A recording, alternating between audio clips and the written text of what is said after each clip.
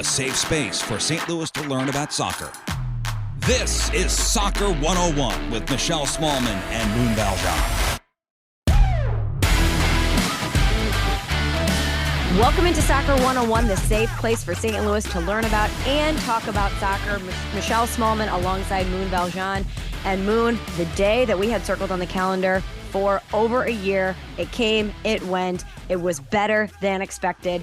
St. Louis City SC, their very first home match in history, out at City Park, a sellout crowd, 22,423 people showed up. And I think most of us were just wondering about what the experience was going to be like for the first home game. But then St. Louis City SC has a historic 3-1 win over Charlotte FC. It was an incredible night for St. Louis, an incredible night for soccer in the city. And I know you were there, Moon, so I just want to give you the floor. Tell me what that night was like. It was truly amazing. I don't mean to sound like I could be exaggerating, because I assure you I am not. It was absolutely electric. The community experience that soccer is was purely represented by everybody there. I've always told all my hockey buddy friends or my baseball buddy friends that until you see a real soccer match, a real full, intensely supported soccer match, you're not going to understand what I'm talking about when it comes to the energy, A, and B, the community. People from all different styles of walks of life and all that come together in a way with soccer that you just don't see typically in other sports. And wow, was it on display. I mean, you talk about everybody being friends, especially right now. You know, this is a strange time to be alive. A lot of arguments, a lot of division, if you will. And there were just so many examples of everybody hugging and high-fiving and freaking out and just cheering and coming together in such an electrified atmosphere. It was freaking magic. It cannot be understated. As far as the experience goes, absolutely perfect experience. Perfect. Everyone I talked to that I knew, that I didn't know, people that came up to me and said, "Are you Moon from Soccer 101 podcast?" which was wild. I mean, everybody had the same thing, because I was asking, "Hey, what do you think? How do you feel? Have you found anything that we could improve on?" Every single thing, except for one person made mention of the line going into the merch, and that was before the game or during the half. Because the merch store inside the stadium is a little bit smaller, so they had a line going into it. Literally, other than that, I heard no complaints, no food line complaints, no beer line complaints. As far as getting into the stadium, getting out of the stadium, it's exactly how it should be. Flawless, perfect, not delayed, just absolutely magically pulled off evening. Michelle, you seriously missed out. I was texting everybody that wasn't there that I was about to cry. I actually said, I think I might cry tonight. I got really emotional. I wasn't expecting that.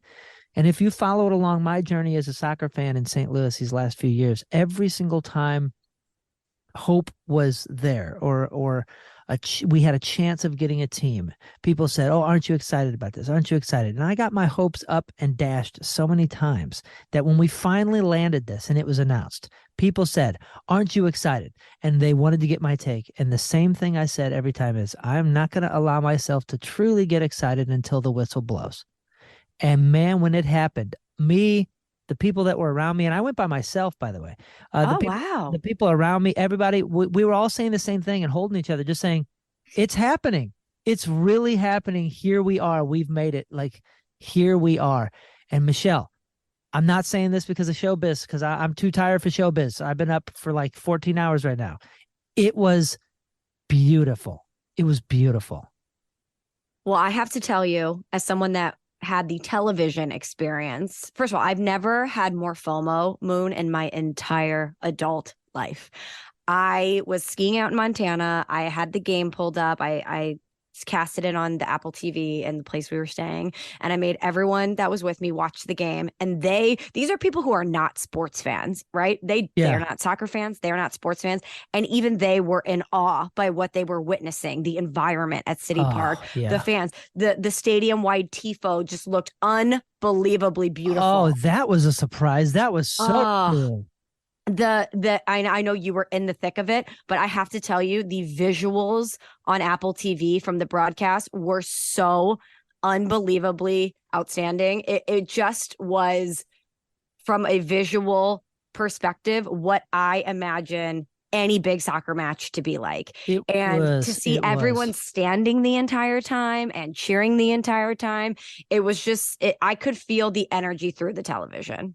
It was so amazing, Michelle, and I'm so relieved. I know I'm just so happy, and I'm so relieved that everything I've been hyping up for years and years, decades, to all my friends about the soccer experience as a fan and as a sport, and even like getting into the MLS these last couple of years in anticipation. Um, I'm going to be proven right. Like all of my friends that were there, you know what I'm saying? Like just being vindicated because I had friends that were there that were not soccer fans before this. They were there because they're St. Louis people and they wanted to support the team. And they were saying, wow, this is an experience unlike any I had imagined. This is not like a Cardinal game. This is not like a Blues game. And I'm not slighting them.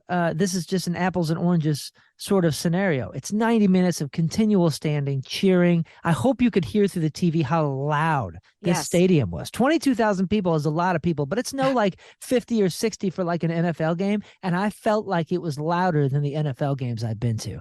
It was just freaking perfect. And I'm so excited to be to have the opportunity to see my friends and family and everybody that I love here in St. Louis finally experience what I've been hoping to share in my life. And you know, I'm still a young man, so I get to do this at this age. I'm ecstatic as a St. Louisan and as a soccer fan. This is perfect.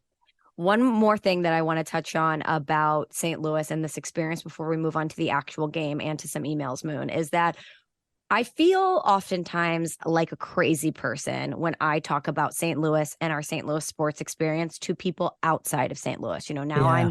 I'm doing a national show. I'm interacting with people who are not familiar with our community, and whether it's the Rams in St. Louis or how we show up for things, or St. Louis being this basically the soccer capital of this country and what this experience is going to be like, I feel like people kind of brush me off, or they think that I'm Harriet the Homer or whatever. And I was trying to explain to people, I'm like, the 1950 World Cup team, 5 St. Louisans that started for the U.S. men's national team, Tim Ream, Taylor Twellman, Becky Sauerbrunn, Lori Kolupny, just to name a few. How rich the youth soccer experience is in St. Louis, and how so many people like you and I grew up loving the game and what this was going to be like, on top of the fact that we are a community that shows up for our own teams and shows up for any sporting events because we are the best sports city in the country. And I feel like I sing these praises and I make these points and I get dismissed a lot. And so for once again, St. Louis to show out on a national stage like that, I was just very, very proud of our community. And I just want to give another shout out to this ownership group for what they built. I just could not imagine this project being in the hands of anyone else and anyone doing a better job than the Taylor family did, and the Kavanaughs and all the people out at City. And I feel like the number one fangirl of that organization because they have executed everything to perfection. Yeah, they nailed it spectacularly, I'll tell you that. And they weren't just sitting back, you know, and enjoying all the praise. I saw them. I was in the media box for the second half. I didn't go up there in the first half because I knew I was going to get ejected, because you can't you can't cheer. You know, like it's like I know. it's a known thing, and Yeah. and I couldn't do that. And in the second half, actually, when I was up there, and Klaus scored, I accidentally screamed and I clapped, and boy, I really upset some people up there. So it's maybe not a safe zone for me yet. I need a bit more training as far as being quiet.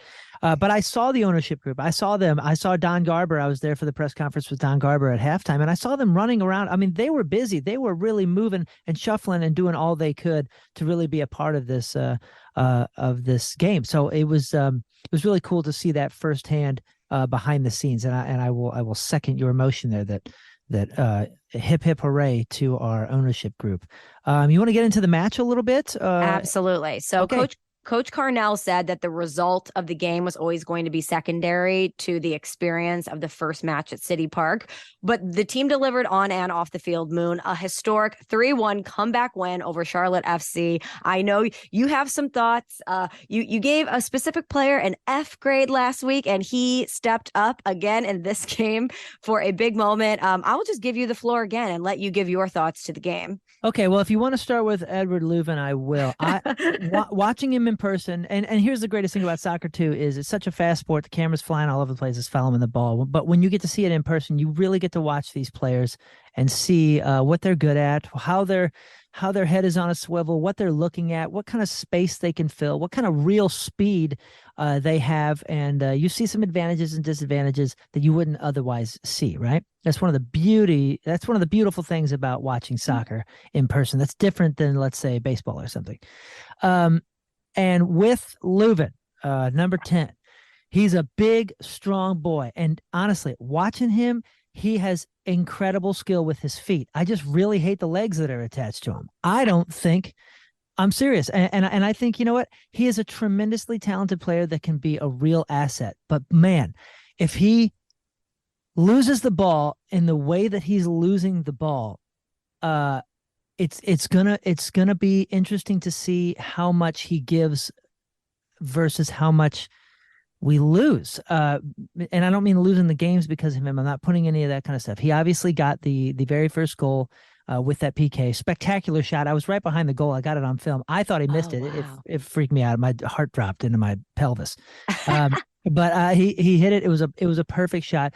Like I said, I think he has an incredible foot. I just don't like the legs that are attached to him. I don't know if it's his fitness. I don't know if he's just a little clunky or sluggish, and I'm not saying those things to criticize. I know those are very harsh words.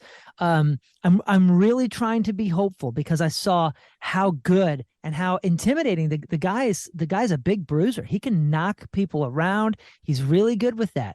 But when he gets it, if he gets the ball and doesn't have more than 2 seconds, he loses the ball a lot, and we have to demand more out of a central number 10. Yeah, when he gets the ball and has time, he can put a great cross in. He can put the ball where he wants. Again, I don't mean to sound harsh against him because I really did see some skill in that second match that I wouldn't have credited beforehand. I can see why he is a number 10, but he worries me. I'm just saying, I'm going to be honest here. I'm saying he worries me, and I think time will tell if he costs us more than he gives us. But I hope he gets his legs, man, because he's got tremendously skilled feet. Well, you mentioned that penalty kick that put City ahead, that unbelievable ball, upper left-hand corner. He had the cross in the first game that led to a goal. He was named the league's team of the match day 2 weeks in a row, Moon. He was the only player honored in both of the first 2 weeks. So I get it. I get it, but I don't think it's deserved. I think it was a close match. It's not like we had like a standout in any other way. So as far as on paper, it's understandable why he seemed like a standout. I understand that. I'm criticizing the guy. I'm after the guy because I like him and I want to see him really deliver. I'm expecting a lot. So don't take it wrong. I'm not slamming him. I'm saying, come on, man. If you're going to wear the number 10, if you're going to carry the flag, if you're going to be our central midfielder that's really, it seems like the team is going to hinge on, you're going to have to stop losing the ball so much. I was really confused as to why Klaus didn't take that PK.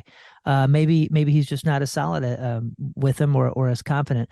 But either way, good job. I'm really glad he got that goal. The Klaus goal was really exciting. Like I said, it was in the second half. So I got in trouble in the media box for cheering for that one. Did they kick you out? No, but the guy next to me, I was his least favorite person of the evening. That's for sure.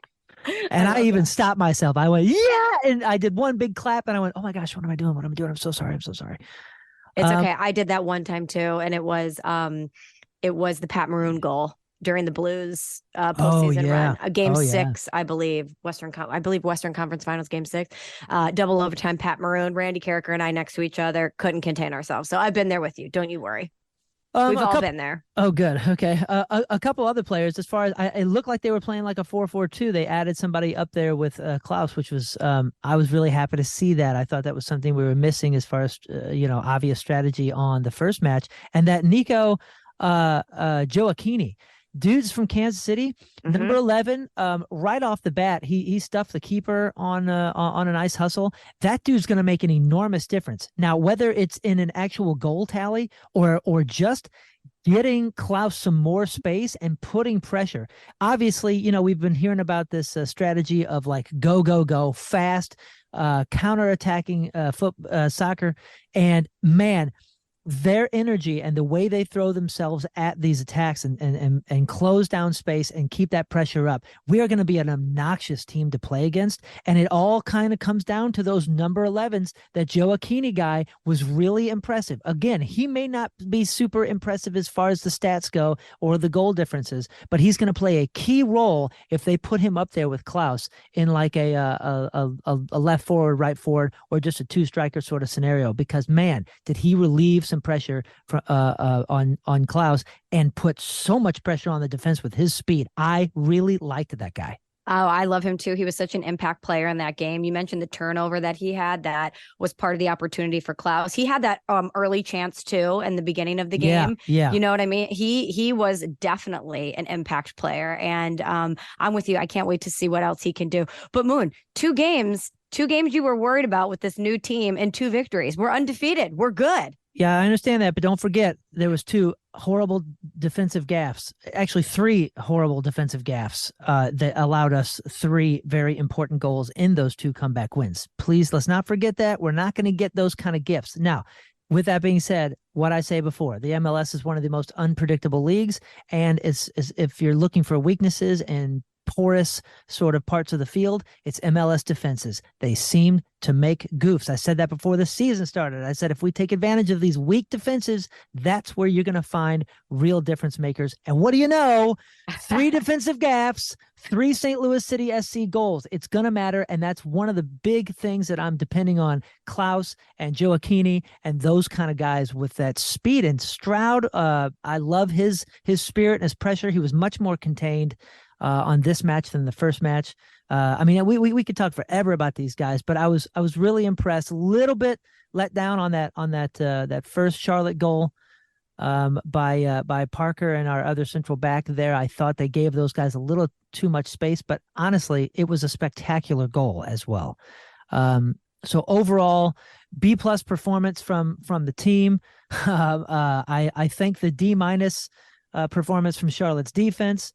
And man, what a way to start it off. It was beautiful. 2 games, 2 victories, 6 goals too. Happy to see City getting on the board offensively. And I understand that there were some gaffes, but good teams take advantage of those. Good teams find a way to win. And so far, so good for City. And their next game is on the 11th versus Portland. Yep. And the only other one I would be looking out for that was a little bit of a letdown as far as watching him live was Jabula Blam, number 6. He's a midfielder. We need to expect a lot of him. He's really, really talented. He's got some speed, not a lot of size. He can get bodied off the ball a lot, but he can make himself a lot of trouble in that midfield. And I thought his touches were a little lacking, and his creativity was a little lacking as far as what we can see from him in the future. So he's a player that was a little disappointing in match 2, but I think has real capabilities. Actually, a real good capabilities, a real good match to be in that central mid with Louvin. And maybe kind of make up the difference between Louvin's lack of speed and quickness and Blam's lack of size and body strength. So that might be a good match there. I see why the coach has everybody where they're at, and it's really fun to watch their strategies that they've been working on for months develop over just a few matches. So I'm excited for the Portland match. Me too. Well, Moon, should we get to some emails? We haven't done that in a couple weeks, and they've been piling up. Yeah, I'd love to start with a positive one, actually, that came over from Neil. This came over to The Point in the Riz Show's email and just said, hey, love the show. Highly recommended for fans wanting to get into St. Louis City SC and such. And love the fun facts about the teams, the players. Keep it up. Keep churning out more episodes. Having special guests from time to time would be fun. Also, is there a schedule when you plan on dropping new episodes? Is it going to be once a week or just random at this point? Well, thank you for the kind email, Neil.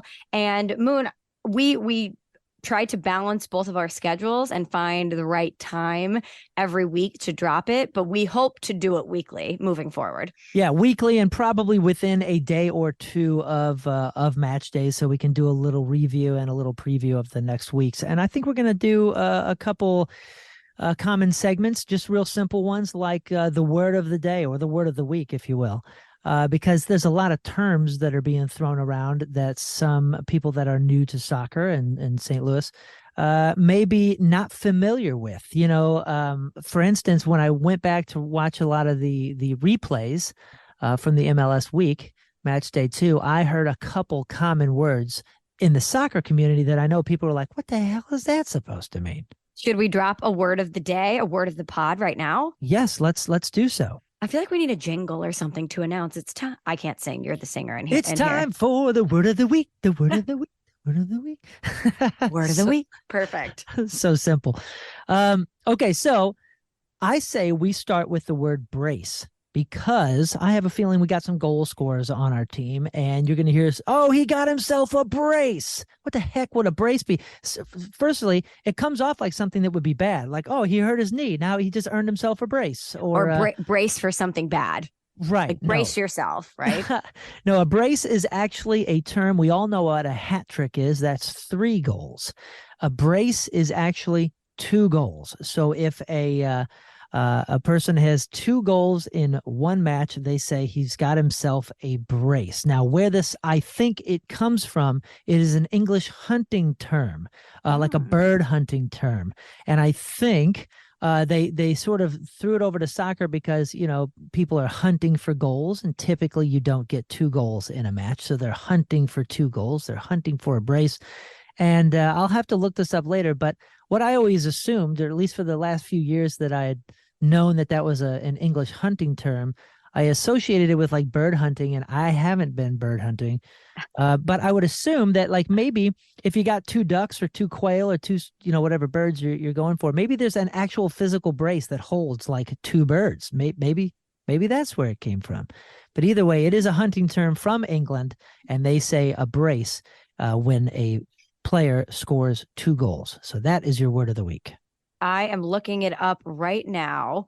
It says the noun brace has many meanings, but for English hunting, it's a pair of things. Hunting 2 or more bird dogs together is a brace. So I'm looking for some sort of apparatus that you were talking about. And that's just what I always pictured. Yes. I should know this because I have a hunting dog. I have a bird dog, an English setter, in fact. You do? Wow. What's your dog's name? Oh, her name is Radio. She Radio. freaking rules, man. Yeah, and you can't even though we've just we had her spayed and she's a family dog, you cannot take the bloodlust, the bird bloodlust out of those dogs, dude. All she does is sit out there and hunt for birds all day. That's the thing. And I'm a big into fishing. Fish are just birds of the water to her. She loves fishing with me for sure. Amazing. Shout out to Radio. Well, I am glad that you told everyone about brace, that term, because they will probably be hearing it a lot, especially with a lot of English commentators in MLS. Yep. And I only recently learned what that meant because I heard it being referenced so much during the World Cup. So I had Googled it because I was like, what is a brace in soccer? So I am just new to that term, and I'm glad that you gave everyone that definition. And we will be giving you more words of the day as the pod goes on. Very cool. Let's head back into emails. What did you get on the Soccer 101 email? Let me pull it up. And by the way, you can always reach out to us at asksoccer101@gmail.com. That's asksoccer101@gmail.com. So we have 2 questions, Moon, from 2 wonderful lady listeners who have questions about the rules and about the officiating. So let's get into the first one.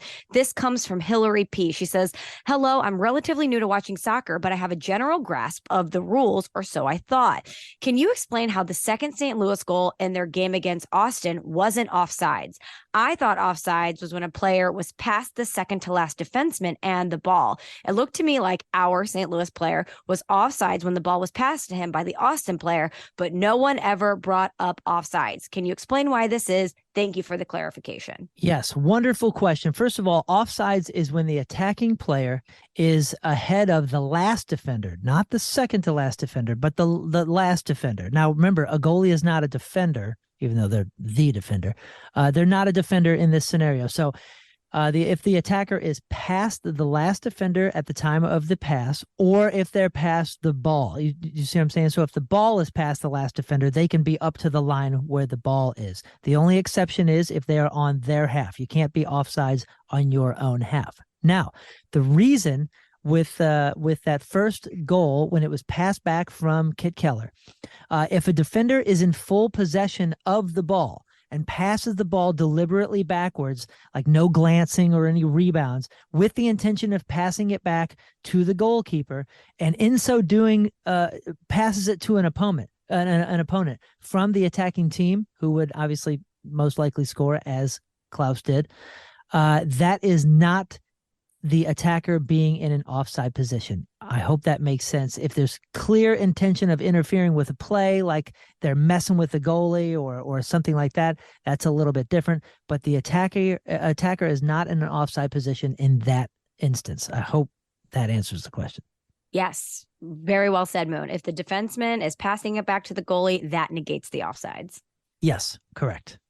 All right, good explanation. Let's get to our next email. This one comes from Julie. She says, hey, I'm new to soccer and really loving the podcast and your gentle exposure to the world of MLS. I would really love some insight into how the game is reffed, especially with concern over how the players are congregating during corner kicks. I think this happened twice when the ref was breaking players up on the field.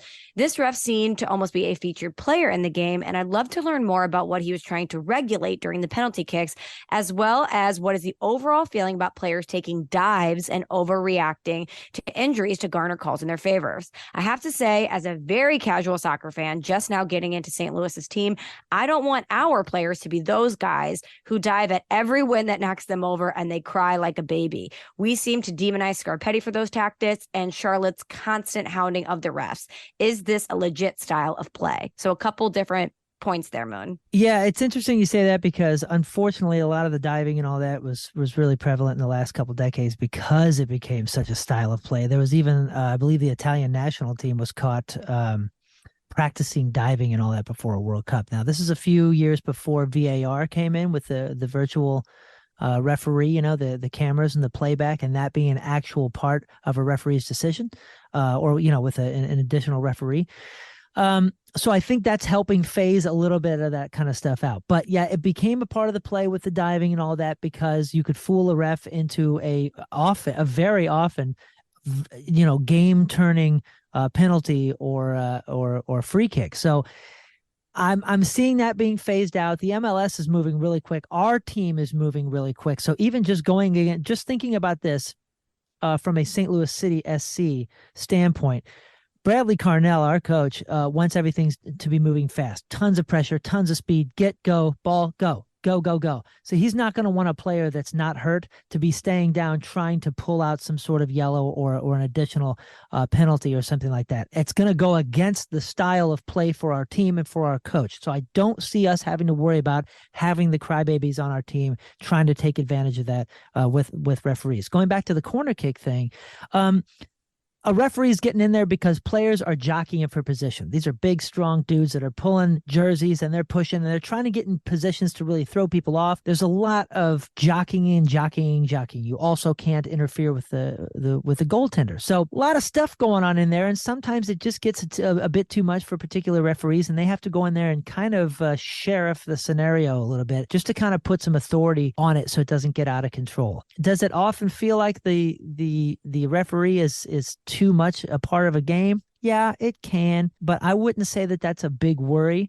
Sometimes in those really heated matches and in those really heated rivalries, that'll get really chippy, and a ref almost has to be a little bit overbearing or seemingly overbearing just to make sure the game doesn't get out of control and we have people fighting or going in studs up trying to hurt people. So yeah, it can be a bit annoying. I'm assuming she's talking about this last match. Yes. which on TV, maybe it seemed like it was breaking things up when the ref had to go in there and break people up. You'll see that, maybe not as much as that match. But watch what those guys are doing, man. They're really trying to like use their body and their strength. They're not just standing there waiting for a ball to float in. It's a big deal. It's a big deal. But it's just such an exciting sport, and I encourage anybody and everybody to secondary market or beg your friends that have season tickets to let have them take you to a match, because it is electrifying in City Park. One more thing about Julie's comment about City having players that dive and how she's hoping that they don't do that. Everything we've heard from Lutz, from Coach Carnell, and from the players is about how they want the identity of City to match the identity of St. Louis. And they talk about St. Louis being a hardworking, blue-collar town, and that they want to put a product on the field that not only represents St. Louis, but that the St. Louis sports fan would like. And I think that they're very aware that the general St. Louis sports fan isn't going to love a lot of diving and a lot of flopping. Yeah, I don't think that's going to fly very well. Now, of course, if you have somebody that's famous for doing that and you keep getting advantages, hometown crowds tend to forgive that until they're an enemy of yours. For instance, when a particular player came back to my team, I hated the guy for a couple years, but as soon as we get him, we love him. I mean, think about the Blues fans. Like, we hated Torrey Krug. Hate. And then, whoops, we got him. And now, you know what? Hey, he ain't so bad. I kind of like that guy. I kind of like him throwing his shoulders around. Yeah. But there are certain players, though, that I wonder, even if they came to St. Louis, if we would always hate them. Like, Torrey Krug is one guy, but like, if Bradley Marchand came to the Blues, would we embrace him? Do you know what I'm saying? Like, would he be one we embrace? I don't think so. No, we would not. No, we would not. You're right. You're right. I just don't see us. Yeah, I think you really hit the nail on the head. I don't see us as a city, as a culture here, with coaches and ownership groups that know the culture and that's important to. I don't see them letting that fly. So we'll be fine. So thank you, Hillary and Julie, for your emails. We'll get to more emails next week. One more time, asksoccer101@gmail.com. Well, Moon, as I said before, 2 games, 2 victories. We have another game on Saturday, City versus Portland. We're going to be back to talk about it next week. But until then, all for City. Go!